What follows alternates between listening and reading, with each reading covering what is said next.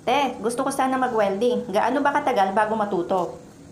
Sa tanong ni Idol, parang nasagot ko na ito sa ibang mga videos ko. Pero sige, for the sake of my new friends here, tara, sagutin ulit natin yan. So, para sa tanong niya, na gaano ba katagal bago matuto sa welding? Ito naman ang masasabi ko. Para sa akin, una, depende yan sa taong gustong matuto. Dahil kung masipag, matyaga, may pagsisikap, at may pagpupursige or may determinasyong matuto talaga yung tao, sigurado yan, matututo siya agad. Pero kung yung taong gustong matuto ay walang ganyang mga katangian, malamang matatagalan pa bago siya matuto. Pangalawa, kung sa eskwelahan meron tayong tinatawag na fast learner at slow learner, ganun din sa welding. May mga tao kasi na madaling matuto. Yun bang kahit nakita lang nila or napanood lang yung paraan ng paghihinang ay nasusundan agad nila. Or yung tinuruan mo lang minsan pero nakukuha agad nila kung paano.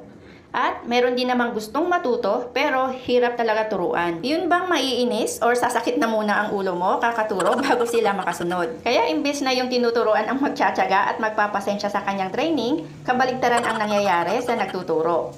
Sa pag-aaral naman ng welding, meron tayong tinatawag na basic at advanced learning. Sa basic welding, pag-aaralan mo lang dito kung paano magpasindi ng rod, kung paano ang tamang pagtutok ng rod doon sa hihinangin, at kung paano padidikitin yung bakal sa simpleng paraan lang. At kadalasan, natututunan lang natin ito sa loob ng isang araw, dalawa, or hindi aabot ng isang linggo, ay marunong ka na. Lalo na kapag may sarili kang welding machine sa bahay. At kapag natuto na tayo nito, pwede na tayong makagawa ng mga welding works gaya ng mga gates, bintana, mesa, trusses, at iba pang mga simpleng welding works. Ito nga yung mga kadalasang biro ng mga fitter ko sa mga nag-aaral ng welding sa site. Lagi nilang sinasabi sa mga kasamahan ko na medyo marunong ng maghinang na, wantak-wantan lang yan.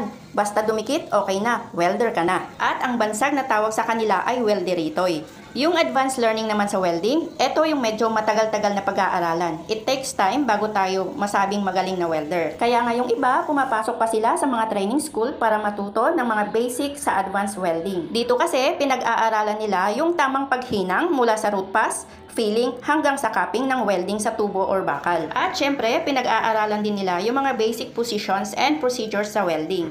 Yung iba naman, natuto lang sila sa sarili nilang pagsisikap. At ang halimbawa nito ay yung mga natuto lang sa construction site kung saan sila kasalukuyang nagtatrabaho. Tinuruan nila ang kanilang sarili sa pamamagitan ng panunood at pag-oobserba sa mga kasamahan nilang welder habang naghihinang. Or pwede ring tinuruan sila mismo ng mga welder na nakakasama nila sa trabaho. Kaya shout out sa mga kapwa ko welder dyan ngayon na nagsimula muna sa pagiging helper or mga dating nasa ibang skilled pero nag-shift sa welding at natuto sa sarili nilang pagsisikap hanggang sa sila ay naging isang ganap na welder.